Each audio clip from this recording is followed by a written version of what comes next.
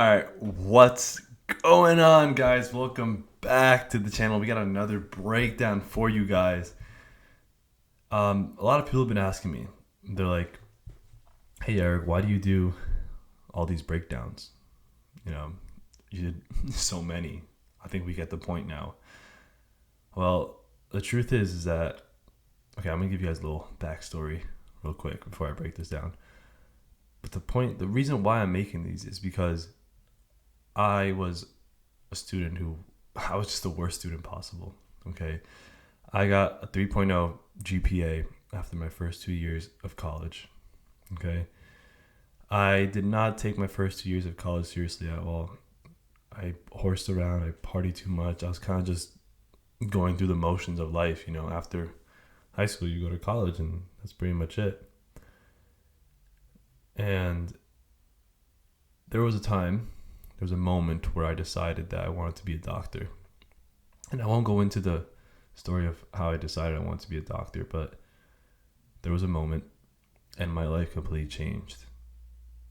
And in order to make that change, going from a degenerate, drinking, guy that doesn't even know anything. Like in high school, I was an athlete in high school. I didn't study at all. So in order to make the change of literally not studying anything biology related, not having no skills at all, to learning all this organic chem, biochem, and pathways and all this stuff, like in order to make that change, it was hard.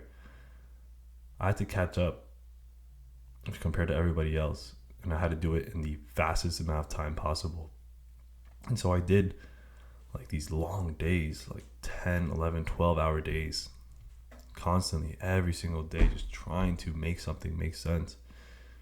And I would think, I would get something here and there. I would think it'd make sense, and I would feel good. And I'd be like, okay, I'm starting to get it now. But then I would get an FL back, or I would get my grade for classes back, and it would be like a freaking C or like a 490 FL. And I'd be like, are you kidding me? Come on. After all that work. And so I had a decision. What was I going to do? Keep going. I grinded even more. Kept going. And eventually I found some things that work. And eventually I found some things that are making sense now. And I found a pattern. And I'm like, okay, if I start doing this, and that, it all becomes a lot easier. And I worked hard. And eventually I had to take tests for my classes, and I had to take the MCAT again. And I scored well. I did it. Okay, and so that's what I want to show you guys and tell you guys, is that when you do the right things start to line up, and you gain this momentum. And after you gain this momentum, it becomes a lot easier and happier and less stressful. And that's what I share in these passages. Okay, that's what I share in these videos that I make for you guys, because I want you guys to realize that the MCAT is actually an easy exam. Those that tell you that it's hard, they don't know what they're talking about. Okay, they probably heard that from somebody else on Student Doc or Reddit or something like that. And the truth is that those people that complain that the MCAT is hard, they never really had the best study habits. They never really had the best mindset to begin with. So of course they're going to say that. And they're putting their beliefs onto you. You didn't even really have beliefs about the MCAT prior to those people and prior to what everyone says. But now these are your beliefs. And now that they're your beliefs, they create your reality. And so I have to stop this. Dreading, complaining thing that's going on here. I'm turning it around. And that's why I make these videos. Okay, so long intro, but let's get into it, guys. All right, so I'm going to show you how to read through this passage, how to highlight, how to make these passages make sense. I'm going to show you guys how to pick the best answer and all that stuff, okay? So as always, guys, do it on your own first and then hear me break it down, all right? So this is the first question. This is the second question, third question, fourth question. All right, that's it. So pause it whenever you need to. Read through this. You guys got this. And then resume the video and hear me break it down. Okay, sip of water.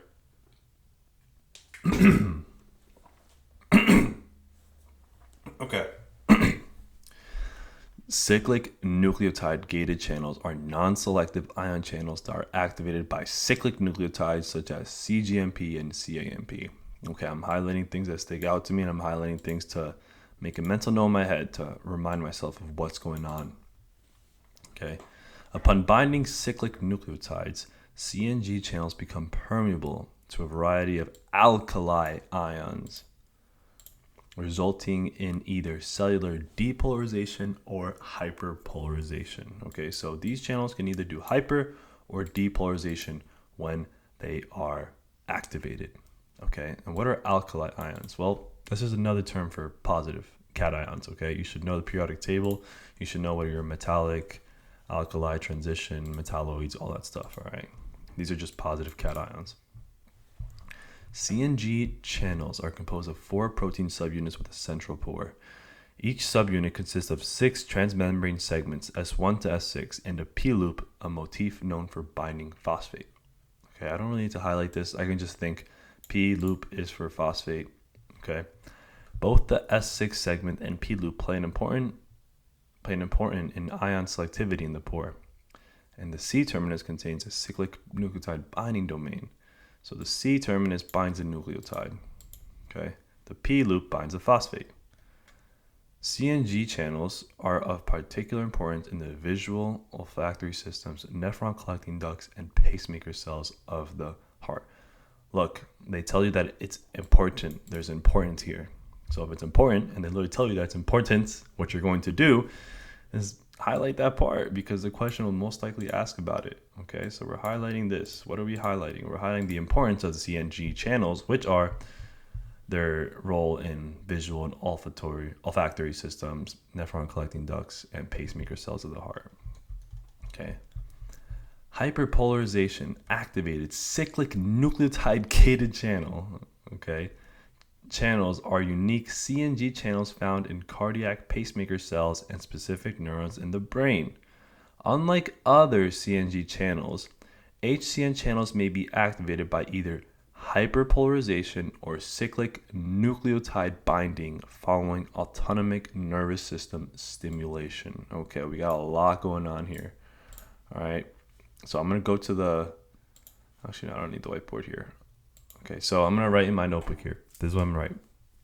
Okay, I am writing that HCN activated by HP, hyperpolarization, or cyclic nucleotide binding, or cyclic nucleotide.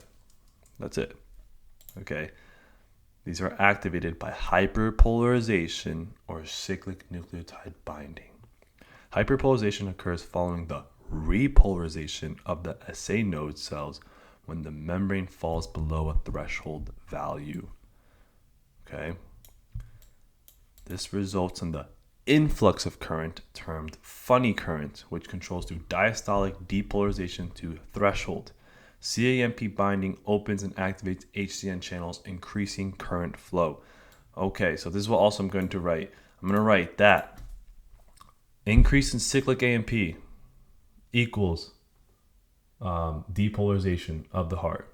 Okay, if we have CAMP, that's going to activate these HCN channels. That's going to depolarize the heart. Okay, it's depolarizing the heart. And that current from that depolarization is IF. Okay?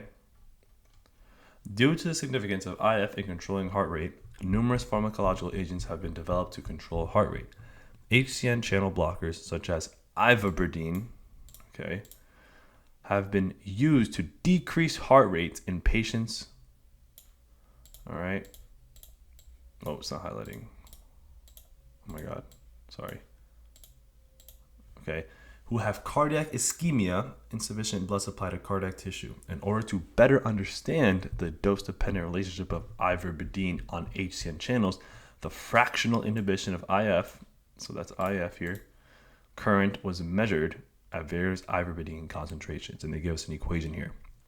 This data was fitted using the Hill equation, where Y represents the fractional inhibition, X represents the ivabradine concentration, H represents the Hill factor, and IC50 represents the half block concentration. You guys should be familiar with IF50.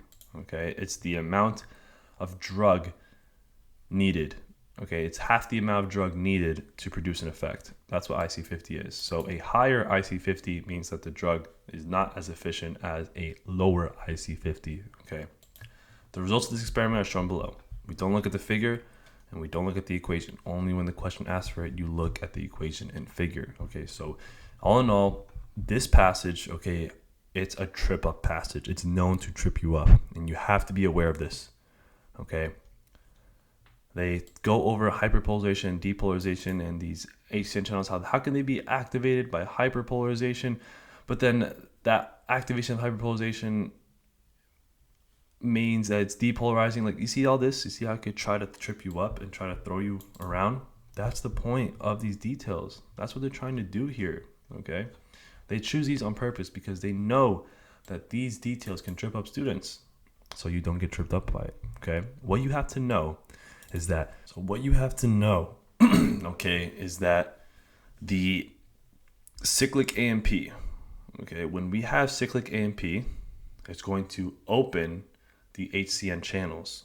When it opens the HCN channels, this allows the current to flow in, the funny current. This funny current is going to contribute to the depolarization, okay, of the heart. So that's what you have to know here, all right? CNG channels are likely utilized in which of the following regulatory pathways? 1. ADH regulation of water retention. 2. Aldosterone regulation of sodium and water retention. 3. Regulation of olfactory neuronal depolarization. Well, they told us right here. Okay, this holds the importance. Again, guys, remember, important. They're going to ask about it. See how that just happened. So olfactory is definitely going to be it. So we can eliminate anything that doesn't have the 3 in there. So 2 is wrong. 1 is wrong. It's either 2 and 3 or 1, 2, and 3. Now, they say nephron collecting duct cells. Okay, ADH acts at the nephron collecting duct. All right, for water. Aldosterone, it does not act. It acts at the collecting duct a little bit and mainly the distal convoluted tubule. Okay, so this is going to be hard to decipher which one. Also, you should know that they talk about alkali ions. They talk about the cations for ions. They talk about ions here. They allow selective passage of ions. Okay, ions. They allow ions. Water is not an ion. Therefore, this one's wrong. Aldosterone has sodium in there. So saves sodium. Aldosterone saves our sodium. Sodium is a cation. So therefore, the answer is going to be, I didn't mean to strike through this. I'm sorry, guys. I'm a mess today. Therefore, the answer is going to be B, 2, and 3. Okay. Aldosterone saves salt. Aldosterone saves sodium. Sodium is, oh my God, my words are so tripped up today. I'm sorry, guys. So aldosterone saves sodium. Saves sodium. Sodium is a cation. These channels are for alkali ions or cations. Therefore, the answer is 2 and 3. Sorry about that, guys. Let's keep going. Which of the following best describes why ivermectin is used in patients with cardiac ischemia? Ivermectin decreases heart rate. It does do that, reducing the severity of hypoxia. Okay. The reason why ivermectin decreases heart rate is because it blocks the HCN channel. And if you're blocking the HCN channel, you're blocking depolarization. If you're blocking depolarization, you're blocking the contraction of the heart. So you're going to decrease the heart rate. B, ivermectin decreases if increasing intracellular calcium. They never talked about this once. Okay, this is not supported at all. And we can't make the assumption about contraction and all that. So B is wrong. Ivermectin blocks HCN channels. Okay, it does. Decreasing cyclic AMP concentrations and activating the parasympathetic nervous system. It does block the channels, but it has no relation to the decreasing cyclic AMP concentrations. Cyclic AMP and HCN, they have no relation to each other. It's not like there's no relation to it. They never talked about the concentrations as well. So therefore C is wrong. C is wrong here. Okay. Now we look at D. So parasympathetic stimulation causes epinephrine release, activating GP coupled receptors that result in elevated CMP. Okay, so parasympathetic does not cause epinephrine release. Parasympathetic releases acetylcholine. Sympathetic releases your epinephrine. So therefore D is wrong. And process elimination is A. Okay, it makes sense. It just shows right here, decreased heart rate in patients. Okay. So I don't know how we can reduce the severity of hypoxia, but this process elimination, this is correct. I don't know if this is right, but process elimination, we're going with A. The process by which the autonomic nervous system activates HCN channels is best described by which of the following? Okay. Sympathetic stimulation causes acetylcholine release, thereby activating cardiac tyrosine kinase receptors, resulting in elevated CMP levels. The sympathetic nervous system, it releases acetylcholine only on preganglionic neurons. Okay? Postganglionic neurons are the ones that release the epinephrine. Okay? And in this case, if you're going to be activating something, you're going to want to release the epinephrine. And so for this case, we can say that sympathetic stimulation causes epinephrine release and not acetylcholine release. Okay. Parasympathetic stimulation causes acetylcholine release. Okay. Thereby activating tyrosine kinase receptors, resulting in elevated CAMP levels. I don't see how activating tyrosine kinase receptors results in elevated CMP. Activating G proteins, those can result in elevated CMP. Okay, so I don't like B. B is wrong. Sympathetic stimulation causes epinephrine release, yes, thereby activating G protein coupled receptors, resulting in elevated CMP levels, yes, that is correct. Parasympathetic stimulation causes epinephrine, no. Parasympathetic does not release epinephrine. It does not, okay? Answer is C. If ivermectin is altered slightly, resulting in an increased IC50 value, which of the following effects are expected? Okay, let's look. Here we have IC50s on the denominator, however, it's on the numerator. Okay, so if we increase IC50, we're increasing the value of the denominator, and if you increase the value of the denominator, y is going to go down. Okay, and y is the fractional inhibition, right? Where is it? Yeah, y is a fractional inhibition, so y is going to go down. So A and B are wrong. We're not going to see that increase. C or D? All right, is there a rightward shift or a leftward shift? Okay, if you're decreasing the y and you're increasing the IC50, this means that you need more of the drug to produce the fractional inhibition effect. So if you need more of the drug, you're going to not see boom, boom, like that, okay? You're going to see something that tapers off like this, a rightward shift to reach the 1, okay?